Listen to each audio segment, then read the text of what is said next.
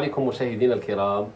معنا هذا العود الجميل جدا، ولاحظوا التشطيب يعني جد احترافي جدا هذا العود صراحة، يعني كصورة. نتكلم على شكل العود لما يراه الشخص، طبعا سيحب هذا الشكل، وأهم شيء وهو الصوت. صوت خطير جدا جدا هذا العود. لنسمع صوت العود.